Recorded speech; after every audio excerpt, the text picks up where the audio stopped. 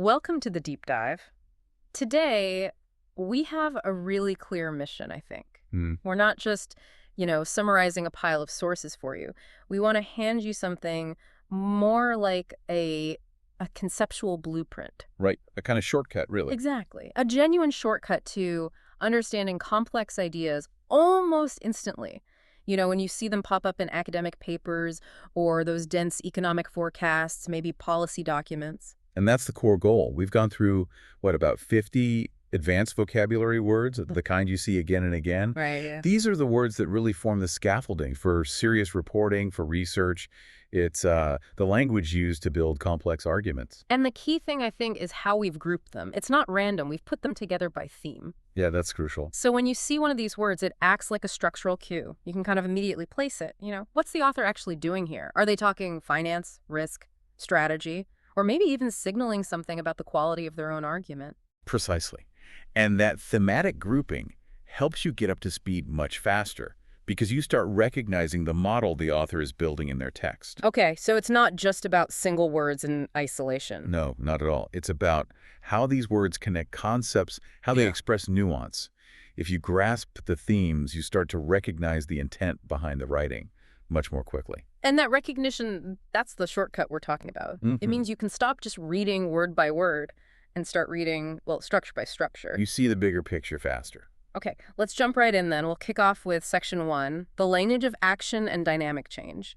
These are the words that signal momentum, right? Absolutely. If you're reading anything about, say, policy changes, market strategy, even tech development, you need these verbs. Okay. They signal that forward motion, the intentionality behind it, the trajectory. They basically tell you who's acting and how fast things are moving. So let's start with the most sort of strategic, controlled moves, words like implement and accelerate. What does implement tell you straight away? Well, implement immediately signals. Yeah. Structure. Mm. Bureaucracy, maybe? Right. Strategy, definitely. It's deliberate action that follows some kind of planning phase. Right, it's not spontaneous. No. Implement is the operational word for putting a plan into effect. So if a company's implementing new security protocols, instantly a decision was made higher up. Resources were probably allocated, and we'll definitely circle back to that word later. Yeah. And now there's likely a schedule, a timeline for getting it done. It signals accountability, a defined process. That's a great point about accountability. If the implementation fails, you know where to look. You do. Okay, and if we compare that to accelerate, that obviously adds a layer of speed. Precisely. Accelerate means someone is actively putting energy into speeding things up, increasing the rate of progress. So not just letting it happen? Not at all. Take accelerating renewable energy development. That doesn't mean just hoping it grows. It implies targeted actions, subsidies, maybe fast-tracked permits, strategic investment. Got it. Both implement and accelerate are verbs of agency. Someone, some group, is actively pushing this forward based on a plan. Okay, so those are the controlled strategic moves. But then we have another word you mentioned, emerge, which sounds, well, less controlled. How does that fit in? Yeah, emerge is fascinating, actually.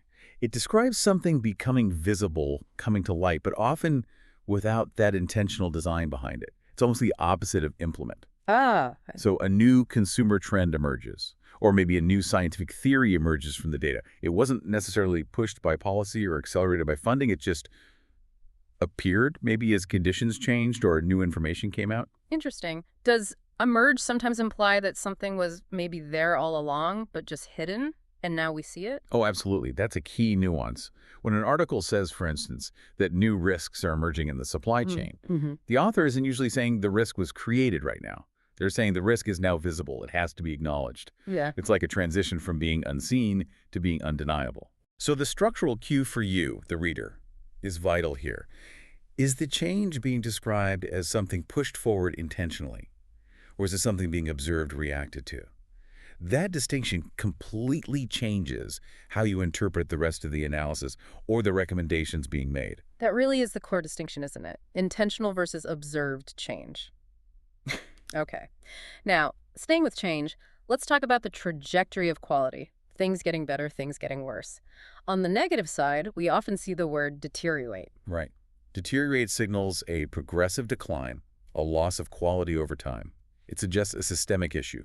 usually. Not just a one-off problem. Exactly. It's not a sudden collapse, typically, but more of a steady, concerning downward trend. When you read about infrastructure deterioration, for example, Yeah. the word itself implies likely years of, say, underinvestment or neglect. It signals a problem that's often quite difficult and expensive to fix because you're trying to reverse a long-term negative pattern. It really frames the urgency, doesn't it? Sets Mhm. up the need for action. And then on the positive side, we have enhance.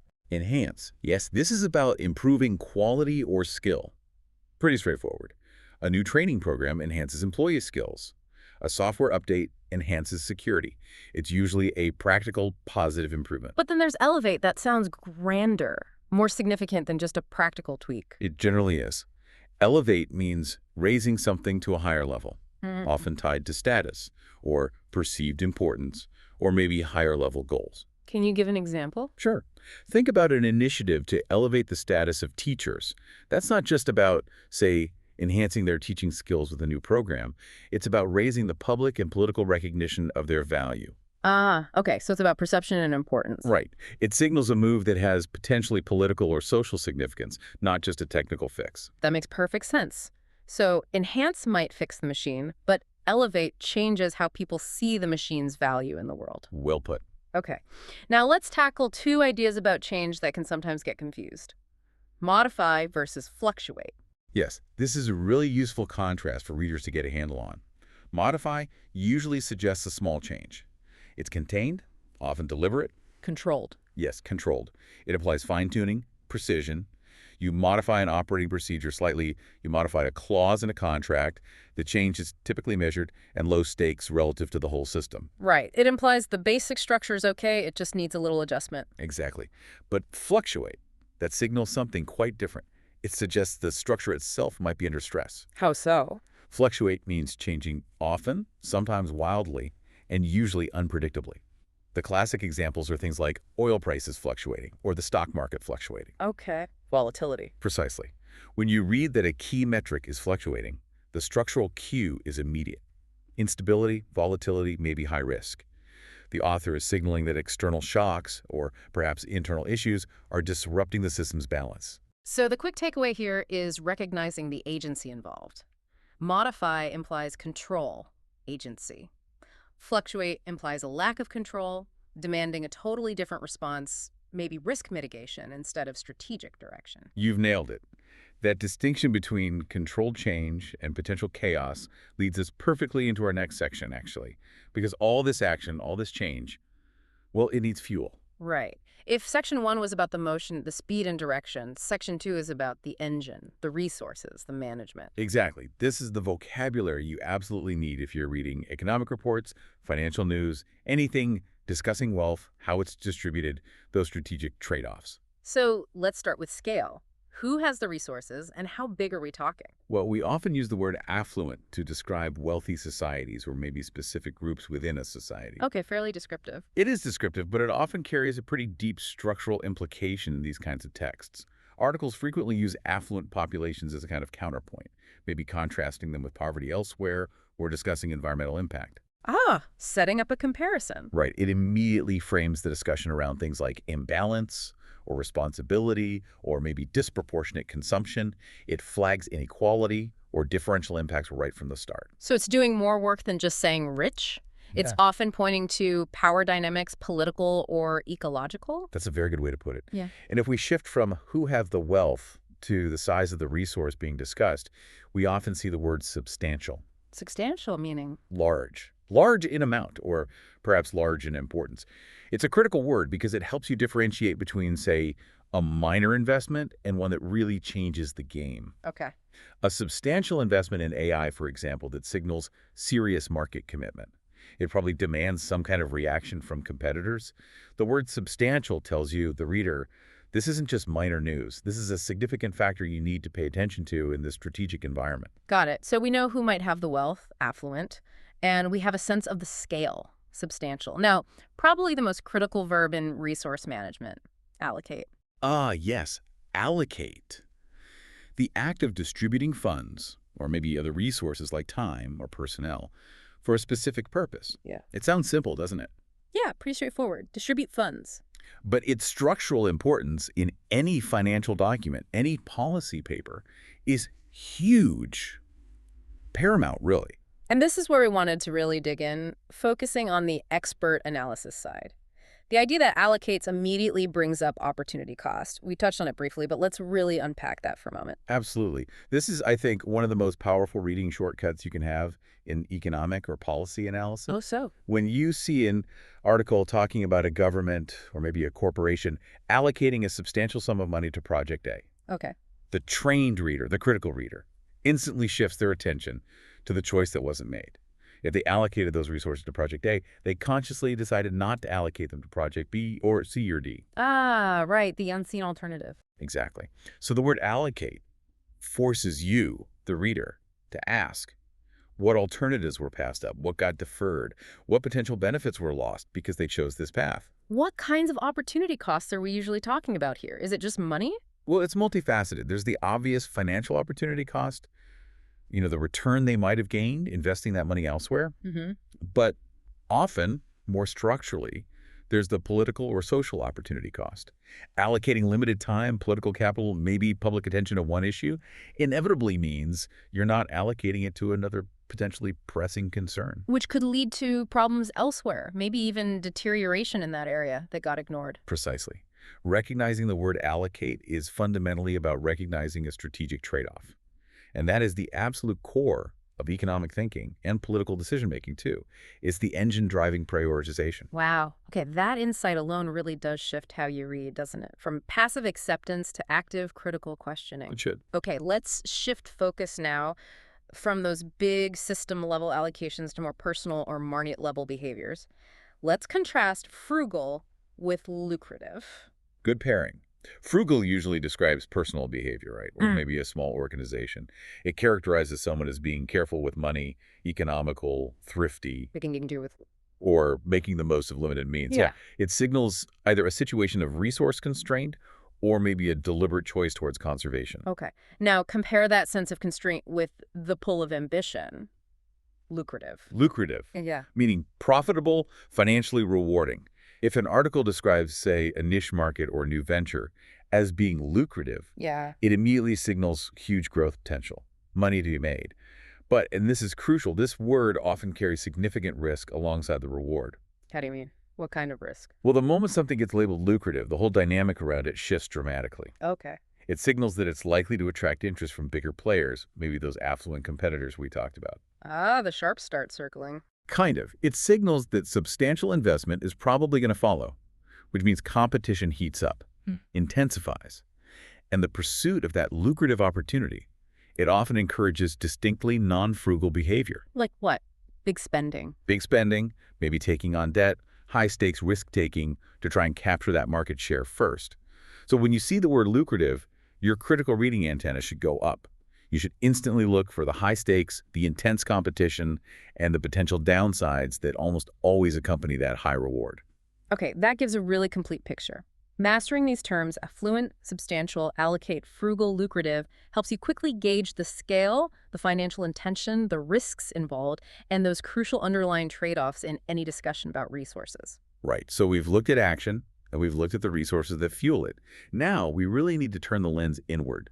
How do we judge the quality of the arguments being made about all this stuff? Exactly. This is your critical analysis toolkit. This is absolutely fundamental for evaluating the quality, the integrity of whatever source material you're reading. And honestly, if you're preparing for a meeting, writing your own report, these terms often define professional standards. They do. So let's start with the ideals, the standards of excellence, clarity and logic. Okay. The gold standard here is probably coherent. A coherent argument just hangs together logically. All the pieces fit. There are no contradictions, no unexplained leaps of faith. It's structurally sound. Makes sense. And the opposite of that soundness, the immediate red flag you should look for, is ambiguous. Yes. Ambiguous, meaning unclear or vague or maybe having more than one possible interpretation. If you're reading a policy document or a contract or even just an argument that is ambiguous, it is structurally flawed. Full stop. Why is it so dangerous? Well, ambiguity is often used sometimes deliberately, sometimes just through sloppy thinking to avoid making a clear commitment, or maybe to shield the author from criticism later on, or simply to hide a gap in their logic. Right. Plausible deniability. Exactly. Spotting ambiguity tells you the argument might be fundamentally weak, no matter how confidently the author states their case. Is there a kind of subtle trap with ambiguous language? There absolutely is. Yeah. The trap is that by allowing multiple interpretations, the author essentially reserves the right to shift their meaning, depending on the situation. Ah. So as a critical reader, you have to identify ambiguity and ideally demand precision. Now, contrast that vagueness with concise writing. Right. Concise, which is about efficiency. Efficiency, clarity, getting straight to the point. Boiling down a long report or a complex idea into its essential, powerful core. It signals respect for the reader's time, and it usually signals confidence in the main message. Okay, so we have coherence and conciseness as ideals. Ambiguity is a pitfall. Now let's move into source integrity. This is about trust, right? The building blocks of trust. How do we evaluate if a source is being impartial or objective? That sense of neutrality, impartiality, is obviously crucial in scientific reporting, where you have to suppress personal bias. But really, it's necessary in any report that claims to be presenting facts fairly. And this ties directly into the idea of being transparent, doesn't it? Directly, yes. Transparent, meaning the methods used, the data sources relied upon, the criteria for making judgments, all of that should be laid out clearly. So the reader can see how they got there. Exactly. Transparent means you, the reader, can see how the results were achieved, how the conclusions were drawn, and you can judge the quality of that process for yourself. This brings us back to that really important concept we touched on earlier, epistemological legitimacy. Can we just explore for a second why impartiality and transparency are so central to establishing that? Sure. Epistemological legitimacy, it sounds academic, but it's a really practical question. It basically asks, can we trust the process that produced this knowledge? Not just the conclusion, but how they arrived at it. Precisely. It's not just about trusting the author's reputation, it's about trusting the methodology. If a source is clearly trying to be impartial and its methods are transparent, that builds legitimacy. It gives you grounds to trust the findings. And if those are missing? If those structural cues, impartiality, transparency, are missing, then the knowledge itself, no matter how plausible it might sound on the surface, can't really be fully trusted. A critical reader is always checking for these signals. Okay. Speaking of plausible, once we have a sense of the source's integrity, how do we test the actual validity of the argument itself? Well, you really need to check two separate things. First, the reasoning. Is it plausible? Does the logic seem believable, reasonable? Does it make sense? An argument might be technically coherent. Yeah. A leads to B leads to C. But if the starting premise A is just wildly improbable, the whole thing isn't really plausible. Okay, so the logic needs to be reasonable. What's the second check? The evidence. The evidence presented must be genuine. Genuine, meaning? Real. Authentic. Not fabricated, not misrepresented. You absolutely need both to validate a claim. Plausible reasoning built on a foundation of genuine evidence. And it's easy to fall for one without the other. Oh, definitely. Probably the biggest analytical mistake is accepting a very plausible, convincing narrative that turns out to be based on shaky or even non-genuine data. Okay, so as active readers, we also need skills to decode the argument structure, especially when information challenges what we already think. We might find data, for instance, that contradicts a common belief. And finding that contradiction should actually be exciting for a critical reader. Why? Because it forces a necessary rethink. If genuine evidence contradicts a long-held, maybe plausible-seeming theory, then the theory must be questioned. It needs to be modified, or maybe even abandoned. That's how knowledge progresses. Right, it's a trigger for learning. And finally, one more active skill. We constantly need to infer. Yes, infer. This means deducing the author's underlying opinion, maybe their agenda, from their tone, their choice of words, the examples they use, what they choose to emphasize, even if they don't state their position explicitly. So, reading between the lines. Essentially, yes. The way an author frames a lucrative opportunity, for example, or describes a calamity, that language allows you to infer their underlying perspective, even if they're claiming to be totally impartial. Okay, so putting it all together, this entire framework, checking for neutrality, impartial, openness, transparent, reasonability, plausible, real evidence, genuine, looking for challenges, contradict, and reading underlying messages, infer, this gives you, the listener, the complete analytical toolkit. Right. To challenge sources, understand them deeply, and assess their trustworthiness. And being equipped to judge the quality of information perfectly sets us up for the next section, which deals with the really intense stuff, high stakes. Exactly. Shifting gears now to Section 4, where the vocabulary reflects serious stress and difficult situations. This is the vocabulary you'll find in discussions about really serious circumstances, environmental crises, major disasters, tough geopolitical issues. It's also about how systems react when they're pushed right to the breaking point. Yeah, these words carry weight. Yeah. We often need terms just to define the sheer scale of the difficulty first. Like what? Well, a common one is calamity. This signifies a really serious disaster, a widespread damaging event like a massive earthquake, a huge flood, or maybe a rapidly unfolding climate-related calamity. It signals an event that's way beyond normal coping mechanisms. And reports describing these situations often take on a particular tone, using words like grim. Grim, yes, that sets the emotional tone. Serious, often depressing, a grim outlook for, say, the future of global fisheries, or a grim prognosis for a region facing conflict. It tells the reader, this is serious, pay attention, the prospects are not good. And these tough conditions can define the environment itself. We might describe a place as barren. Right. Barren refers to landscapes that are unproductive, maybe lifeless. It signals a failure of the environment to sustain life easily, often implying a need for external aid or forcing migration. It often goes hand in hand with hostile. Hostile environments, these are places that are unfavorable, difficult, maybe actively resistant to human survival or activity. Exactly. Think of remote Arctic regions described as hostile, or maybe early settler experiences facing hostile conditions, or even complex conflict zones referred to as hostile territory.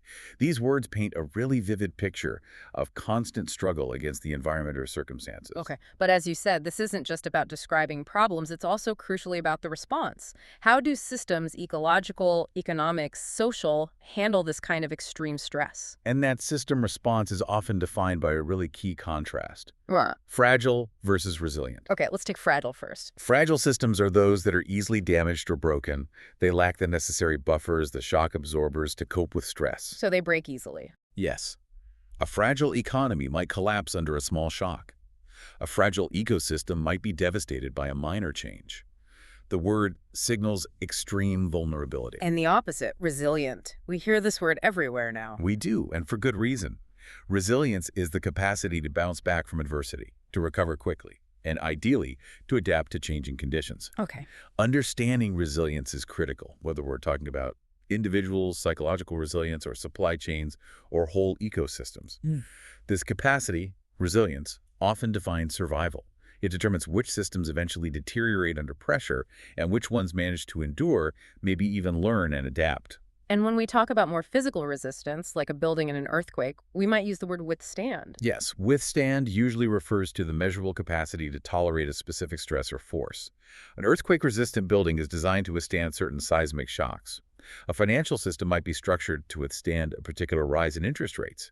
It focuses on the physical or structural ability to absorb a known force and keep functioning. So, if I understand correctly, resilience is the broader, more adaptive capacity to recover and change, while withstand is more about the specific engineering or structure to survive a direct hit. That's a very good way to distinguish them, yes. But what happens when the stress just keeps coming, when it's relentless and the system, even if it has some resilience, ultimately fails the test? Well, the ultimate consequence, the final word in some of these high-stakes narratives, is often abandon.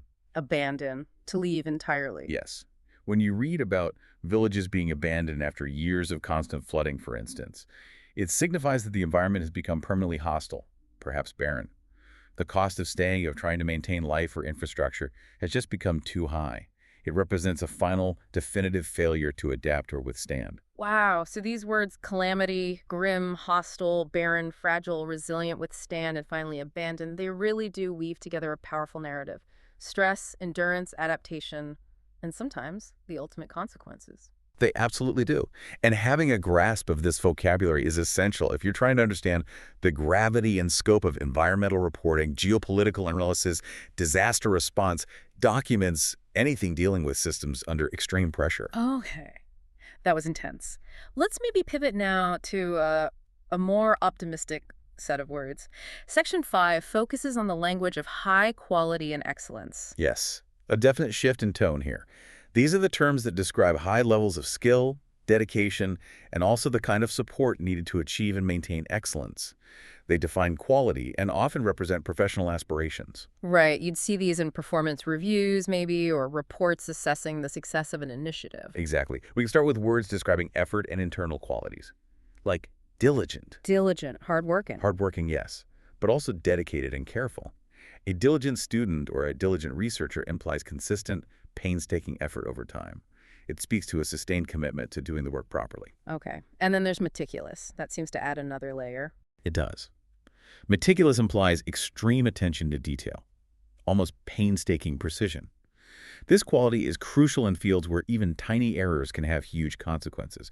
Think surgeons, engineers, maybe detailed legal analysis. Right. Meticulous planning or meticulous execution signals that an organization or individual values precision very highly, perhaps even above speed or cost efficiency in that context. And if someone achieves that level of precision and skill through practice and experience, they might be described as adept. Exactly. Adept means highly skilled, proficient, masterful even. A team that is adept at problem solving, for example, is incredibly valuable because they can handle unexpected issues. They reduce risk and complexity simply through their mastery of the skills required. Okay, so those words describe the sort of human capital, the qualities within the people or the team. What about the output? The quality of the work or the ideas produced? We often hear innovative. Innovative. This means introducing new methods, new ideas, new approaches that are effective. An innovative approach to traffic management, say, doesn't just tweak the old system, it fundamentally improves things by applying a novel solution. So new and better. Ideally, yes. The word signals originality and high future potential. Though it's worth noting, innovative things also often carry the inherent risk of being new and unproven. Good point. And when that innovative work or perhaps the person doing it gets widely recognized, they might become prominent. Yes, prominent signals importance, visibility, influence. A prominent scientist, a prominent theory, a prominent figure in a debate. When you see this word, it's a cue for you, the reader, that this source, this person, this idea carries significant weight within its field. So pay attention. Pay attention. It's an immediate signal of authority and influence. Okay. And finally, sometimes even excellence needs a bit of help, right? It needs reinforcement or support to be maintained. How do we describe that? A common word here is bolster. To bolster something means to strengthen it, support it, shore it up. It's often used metaphorically. Like new investments might bolster economic confidence, especially after a period where things were fluctuating. Or perhaps new evidence is needed to bolster a scientific claim. It focuses on reinforcement, stabilization, providing the necessary support to prevent decline or deterioration. It's really striking when you lay them out like this. These positive words, diligent, meticulous, adept, innovative, prominent, they aren't just descriptions, are they? They function almost as benchmarks. That's a great way to see it. They define what high-level performance and mastery look like, and maybe when you use them in your own communication, you're signaling that you understand and aspire to those standards. They absolutely are the language of aspiration, I think. Uh, They describe the level of achievement that complex sources, academic papers, strategy documents are often analyzing or promoting or trying to replicate. Hashtag outro. So there we have it. We've essentially built a conceptual map, a thematic vocabulary toolkit. It spans strategic action, financial resources, and those crucial trade-offs, the quality and integrity of arguments, system resilience under stress, and finally, professional excellence. And the goal, just to recap, was to give you, the listener, immediate reference points. So now when you encounter a complex article, you can hopefully assess the author's framing much more quickly. Right, you can ask, is this piece fundamentally about allocating scarce resources and implicitly accepting an opportunity cost? Or is the source presenting itself as impartial and transparent, giving it that epistemological legitimacy we discussed? Or maybe, hang on, is the core argument worryingly ambiguous? And it really underscores the idea that so much of quick, high-level understanding comes down to recognizing how language frames reality. Absolutely. The author's intent, their perspective, the underlying dynamics of the situation, it's all baked into the specific vocabulary they choose to use. Which brings us neatly to our final thought, a kind of provocative question for you to take away and maybe mull over as you start using this toolkit. Yeah, this came up as we analyzed the source material. We noticed a really compelling contrast between two words, depict and exaggerate. Okay. Depict meaning to portray something vividly, to paint a picture with words, and exaggerate meaning to overstate something, maybe the benefits or the risks. Both often rely on powerful, vivid language, Yeah. but their intent is fundamentally different. So the question for you is this. When you encounter a really bad description in something you read, maybe it vividly depicts the devastating impact of a calamity. Or perhaps it paints a picture of the enormous potential of a lucrative new market. How do you, as a critical reader, decide? Yeah. Is the author using that powerful language primarily to depict reality accurately, to make you feel the situation authentically? Or are they perhaps using that vividness more to exaggerate their point, to Right. persuade you towards a certain viewpoint or action, maybe by subtly downplaying complexities or inconvenient truths on the other side? That line, that distinction between accurate, powerful portrayal, depiction, and persuasive, perhaps manipulative overstatement, exaggeration. Well, figuring that out is one of the most critical reading skills you can develop today. Disentangling those two impulses, accurate depiction versus persuasive exaggeration, it's a question worth asking every single time you encounter really powerful, evocative language in a source. It ultimately determines how much you should trust the voice you're listening to or reading. A crucial skill to keep honing. Indeed, something to think about. Until the next deep dive. See you then.